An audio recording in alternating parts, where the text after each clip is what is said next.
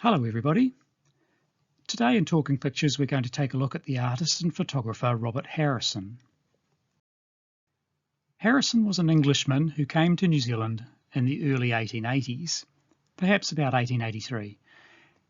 Around 1886 he married Caroline Jane Thomas, Carrie as she was known, who was the eldest daughter of miner John Thomas of Naseby. The Harrisons would settle in Dunedin, where Robert appears in post office directories as a photographer in 1887 and 1888, and as an artist thereafter. Robert and Carrie would have 4 children before Carrie passed away in 1894, aged only in her late 20s, after suffering a fatal epileptic seizure. Robert was out of town at the time, so Carrie's funeral was scheduled for 4 days after her death to give Robert enough time to return to Dunedin from up north. When he returned, it was evident Robert was having trouble comprehending his wife had passed.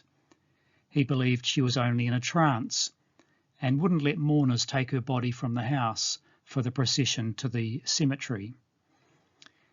He spent hours trying to revive her with hot flannels and such, until finally, after 2 more days of waiting, Carrie Harrison was finally laid to rest in Dunedin's Northern Cemetery.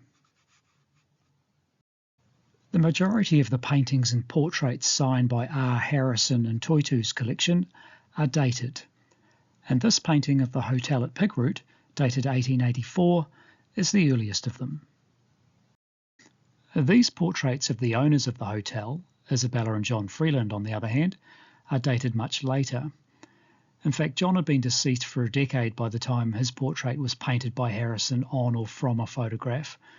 He'd passed away in 1895 after accidentally taking a dose of strychnine poison.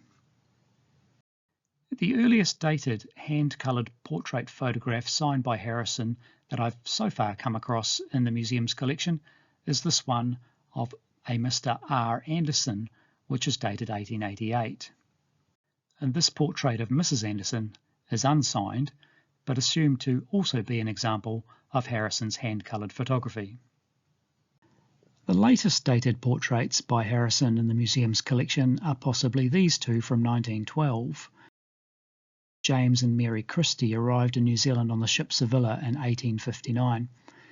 Mary passed away in 1888 and James in 1906. So both portraits appear to have been painted on or from photographs sometime after their deaths. The Christies had 7 children before coming here from Scotland. 3 of them died in infancy before the family emigrated, and another died on the voyage out. They had produced 3 more children in New Zealand.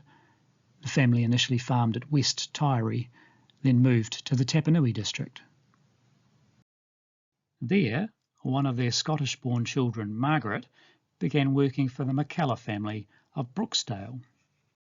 In 1882, she married Malcolm Ferguson, who would become manager at Brooksdale. Margaret passed away in 1934, and after Malcolm's death in 1943, the portraits and this oil painting of Brooksdale by Harrison were gifted to the museum. Anne Morris was another who was already deceased when Harrison painted her portrait. The work is dated 1890, but Anne had passed away in August 1889. Her husband William followed in 1891. William, Anne and their 4 children, who had been born in Wales, came to Otago on the George Canning in 1857. William's described as having been a sawyer, millwright, brickmaker and farmer, but he's best remembered as a preacher and missionary in the Sawyers Bay district, where the family settled. In 1882, William was one of the 90 passengers on a northbound train that inexplicably left the rails at Waitati and embedded itself into a bank. Miraculously, there was no loss of life and relatively few injuries.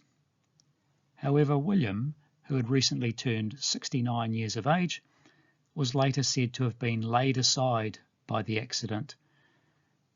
In 1888, he again met with what was described as a rather severe accident. This time, it was at home, William had been stepping back from the fireplace when he tripped and fell onto a chair. It was feared that the fall had inflicted internal injuries, but the 75-year-old did eventually recover. Portraits, mostly on or from photographs, were likely Harrison's bread and butter. But he produced other works as well, as we've seen with the picture of the hotel at Pigroot and Brooksdale at Tapanui.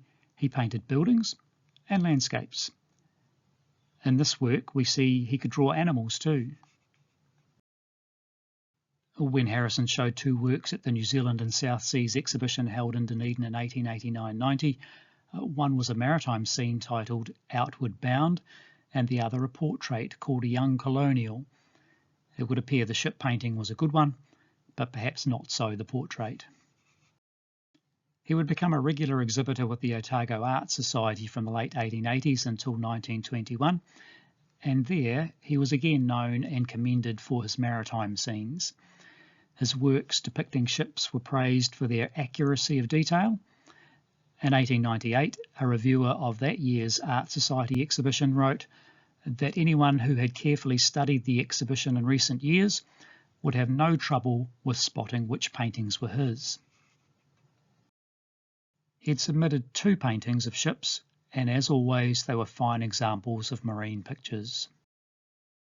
Robert Harrison passed away in Dunedin in 1923, aged in his early 70s, and was laid to rest alongside his beloved Carrie, finally reunited after being separated by her death nearly 30 years earlier.